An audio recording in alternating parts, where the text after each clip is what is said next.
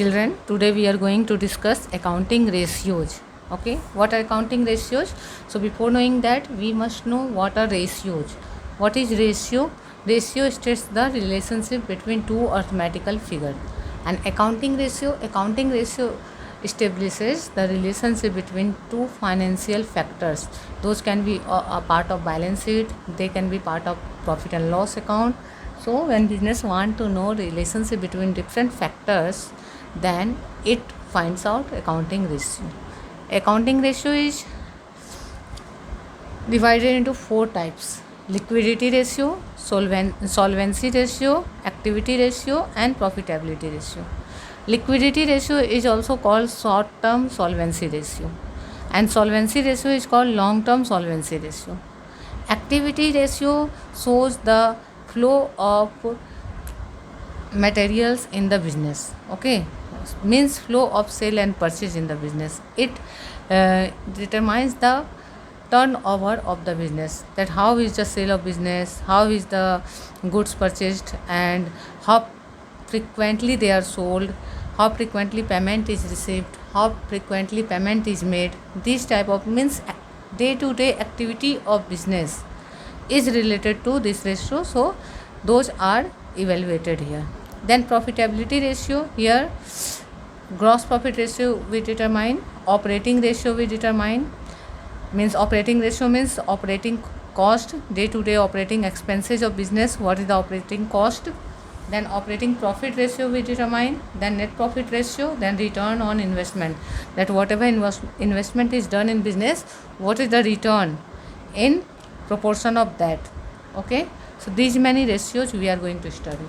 So how many total ratios are here? Here we are having 2 ratio, here 5, here 6, here 5. So 5 plus 2 7 plus 6 13 plus 5 18, means total 18 formulas we have to study. In these 18 formulas, some sub formulas are also there, and in these 18 formula, many formulas are repeated also. Many things are there which are already done by us. So you will find one thing we have learnt in one formula, again that thing is required, so easily we can practice.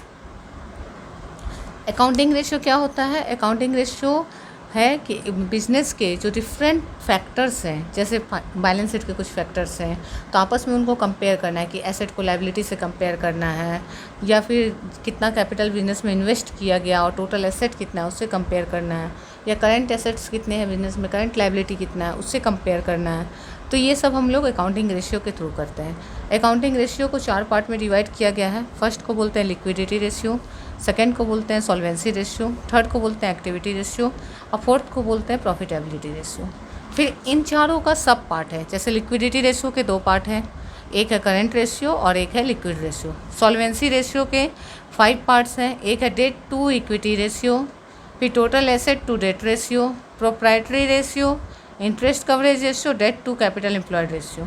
अब मैंने आपको क्या बोला, एक ही चीज़ बार बार repeat हो रहा है. देखिए, एक बार आपने डेट निकालना यहाँ पे सीख लिया तो वही वाला यहाँ काम आएगा, फिर वही वाला यहाँ काम आएगा. तो 3 फार्मूला में तो एक पार्ट आपने सीखा है. एक बार आपने इक्विटी निकालना सीख लिया तो वही इक्विटी फिर प्रोप्राइटरी रेशियो में काम आएगा. ठीक है. फिर क्या है? Activity ratio. तो एक्टिविटी रेशियो में हम बिजनेस के सेल और परचेज को मोस्टली ये करते हैं कि सेल और परचेज से रिलेटेड जो टर्म्स हैं उनका प्रोपोर्शन उनके साथ क्या है.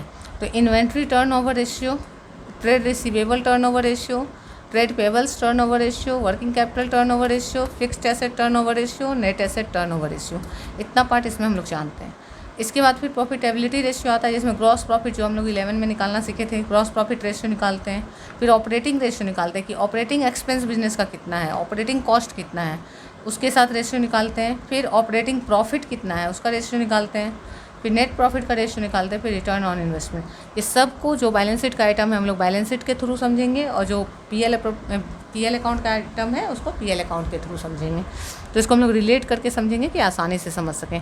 टोटल कितना फार्मूला सीखना है हमें? लिक्विडिटी रेशियो में 2, सॉल्वेंसी में 5, एक्टिविटी में 6 और प्रॉफिटेबिलिटी में 5. टोटल 18 फार्मूला हमें इस चैप्टर में सीखने हैं. ठीक है. तो इसको अब हम लोग करेंगे. तो सबसे पहला रेशियो हमारा क्या है, लिक्विडिटी रेशियो। लिक्विडिटी रेशियो को शॉर्ट टर्म सॉल्वेंसी रेशियो बोलते हैं। शॉर्ट टर्म सॉल्वेंसी मतलब शॉर्ट रन में बिजनेस का लाइफ कैसा रहेगा, और लिक्विडिटी रेशियो को प्योर रेशियो में प्रेजेंट किया जाता है। प्योर रेशियो का मतलब रेशियो का जो ओरिजिनल फॉर्म है, जैसे 2:1, 1:1, उस फॉर्म में इसको प्रेजेंट किया जाता है। तो लिक्विडिटी रेशियो में पहला क्या है हमारा, करेंट रेशियो। करेंट रेशियो क्यों निकालते हैं कि करेंट एसेट और करेंट लायबिलिटी के बीच कैसा रेशियो है वो निकालते हैं हम लोग करेंट रेशियो में।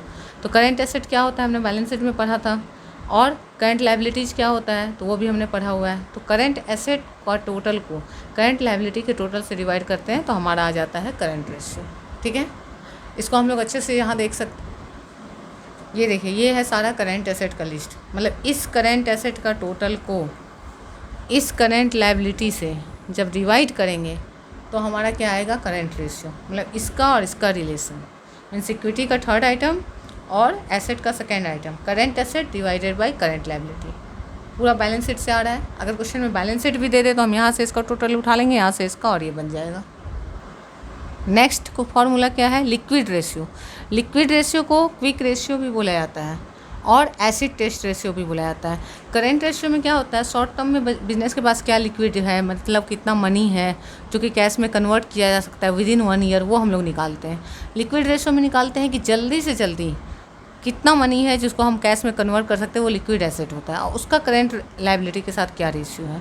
तो जब हम करेंट एसेट में से कुछ आइटम्स को हटा देते हैं तो वो लिक्विड एसेट बच जाता है। तो क्या क्या हटाना है हमें, तो लिक्विड एसेट निकालने के लिए करेंट एसेट से इन्वेंट्रीज को माइनस करते हैं, प्रीपेड एक्सपेंस को माइनस करते हैं और एडवांस टैक्स को माइनस करते हैं। ये 3 आइटम माइनस होता है, ये तीनों हमें याद रखना है फॉर्मूला की तरह। लेकिन अगर कभी मान लीजिए कि टोटल नहीं दिया करेंट एसेट, अलग अलग दिया हुआ है, तो अलग अलग दिया हुआ है तो हम इन तीनों को छोड़ के बाकी जो बचेगा उसको उठा लेंगे तो भी हो जाएगा, तो माइनस नहीं करना पड़ेगा। तो लिक्विड एसेट निकालेंगे, लिक्विड एसेट निकाल के क्या लिखेंगे, liquid asset is divided by current liability. तो लिक्विड एसेट को करंट लायबिलिटी से डिवाइड कर देंगे, हो जाएगा। ठीक है, ये फॉर्मूला किसका हो गया, लिक्विड एसेट का। ये देखिए करंट एसेट का लिस्ट है। करंट एसेट में इन्वेंट्री, ये लिक्विड एसेट में नहीं रहेगा क्योंकि इन्वेंट्री को, स्टॉक को हम तुरंत जब चाहे तब कैश में कन्वर्ट नहीं कर सकते हैं। ठीक है, उसके बाद क्या नहीं रहेगा, प्रीपेड एक्सपेंस, वो कहाँ मिलेगा हमें, अदर करंट एसेट में। और क्या नहीं रहेगा, एडवांस टैक्स, तो भी यहाँ मिलेगा। तो 2 आइटम यहाँ का और 1 आइटम यहाँ का नहीं रहता है, बाकी सब क्या रहता है, जो करंट एसेट है वो लिक्विड एसेट भी है। अब एक कंपैरिजन कर लेते हैं करंट एसेट और लिक्विड एसेट में। ये करंट एसेट है और ये लिक्विड एसेट है। तो करंट एसेट क्या है, current asset can be converted into cash and cash equivalent, short में मैंने सीसी लिखा है, cash and cash equivalent with in 12 month, जिसको 12 मंथ के अंदर हम कैश में बदल सकते हैं, वो करंट एसेट है।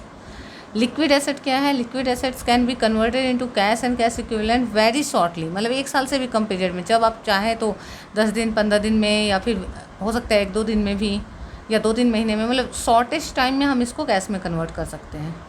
करंट एसेट में क्या क्या चीज़ें आती हैं, करंट एसेट में क्या क्या है, करंट इन्वेस्टमेंट है, शॉर्ट टर्म इन्वेस्टमेंट है, मार्केटेबल सिक्योरिटी है, इन्वेंट्रीज है, but excluding loose tools and stores and repair.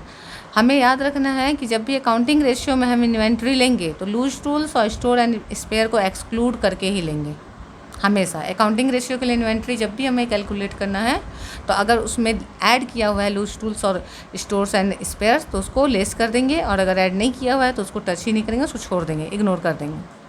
फिर क्या है, ट्रेड रिसीवेबल। ट्रेड रिसीवेबल का मतलब क्या होता है, डेटर्स एंड बीआर। फिर कैश एंड कैश इक्विवेलेंट, ये सारे करंट एसेट की लिस्ट है। Short term loans and advance.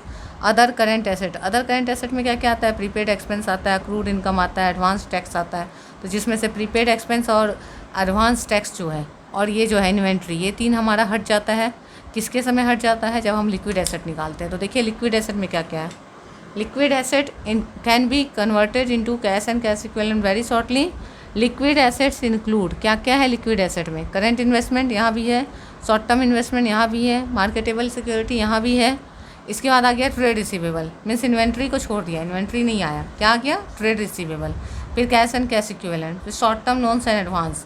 और अदर करंट एसेट में इससे क्या क्या आया, प्रीपेड नहीं आया, एडवांस टैक्स नहीं आया, केवल अक्रूड इनकम यहाँ ऐड होगा, अक्रूड इनकम आएगा। तो लिक्विड एसेट का फॉर्मूला पहले ही पढ़ चुके हैं, liquid asset equal current asset. पूरा करंट एसेट में से अगर हम इन्वेंट्री और प्रीपेड एक्सपेंस और एडवांस टैक्स माइनस करते हैं तो क्या बच जाएगा, लिक्विड एसेट बच जाएगा। क्लियर है यहाँ तक। इसके बाद क्या लिखा हुआ है, डेटर्स। जब भी हम डेटर्स लेंगे तो डेटर्स में से प्रोविज़न फॉर बैड डेट को माइनस करके डेटर लेंगे कि कितना पैसा नहीं मिलने वाला है, उसको हम लोग एक्सक्लूड कर देंगे, उसको डेटर नहीं मानेंगे जो बैड डेट के लिए प्रोविज़न है। फिर इन्वेंट्री जब भी लेंगे तो उससे लूज टूल्स और स्टोर्स एंड स्पेयर को माइनस कर देंगे अगर एडेड है तो।